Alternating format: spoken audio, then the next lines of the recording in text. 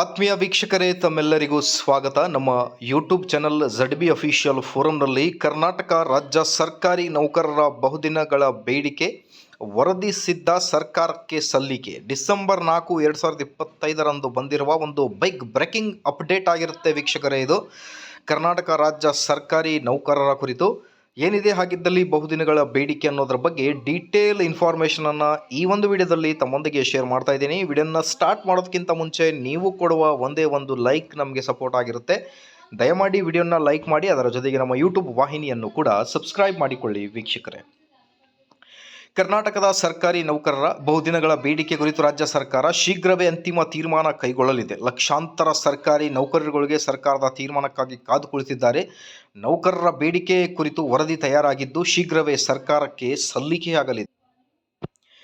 7ನೇ ವೇತನ ಆಯೋಗದ ವರದಿ ಜಾರಿ. ಕರ್ನಾಟಕ ಆರೋಗ್ಯ ಸಂಜೀವಿನಿ ಯೋಜನೆ ಜಾರಿ ಬಳಿಕ ಸರ್ಕಾರಿ ನೌಕರರ ಮತ್ತೊಂದು ಬೇಡಿಕೆ ಹೊಸ ಪಿಂಚಣಿ ಯೋಜನೆ ರದ್ದುಗೊಳಿಸಿ ಹಳೆ ಪಿಂಚಣಿ ಯೋಜನೆ OPS ಮರುಜಾರಿಗೊಳಿಸುವುದು.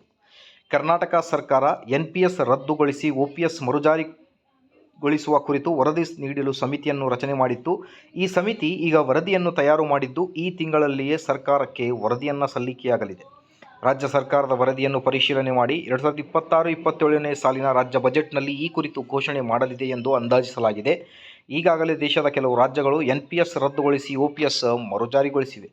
OPS ಕುರಿತು ಅಪ್ಡೇಟ್ ಏನಿದೆ ಅಂತ ನೋಡ್ತಾ ಬಂದರೆ, ಕರ್ನಾಟಕ ರಾಜ್ಯ ಸರ್ಕಾರಿ ನೌಕರ ಸಂಘದ ರಾಜ್ಯಾಧ್ಯಕ್ಷರಾದ CS ಷಡಾಕ್ಷರಿ ನೇತೃತ್ವದ ನಿಯೋಗ NPS ಸಮಿತಿ ಸದಸ್ಯರು ಮತ್ತು ಆರ್ಥಿಕ ಇಲಾಖೆಯ ಕಾರ್ಯದರ್ಶಿ ಡಾಕ್ಟರ್ ರೈಜೋ NT ಅವರನ್ನು ಭೇಟಿ ಮಾಡಿತ್ತು.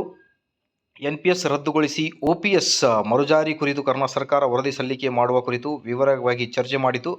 ಆಗ ಕಾರ್ಯದರ್ಶಿಗಳು ವಾರಾಂತ್ಯದೊಳಗೆ ಸಭೆ ಕರೆದು ಸರ್ಕಾರಕ್ಕೆ ವರದಿ ಸಲ್ಲಿಸಲಾಗುತ್ತದೆ ಎಂದು ನಿಯೋಗಕ್ಕೆ ಭರವಸೆಯನ್ನು ಕೂಡ ನೀಡಿದ್ದಾರೆ.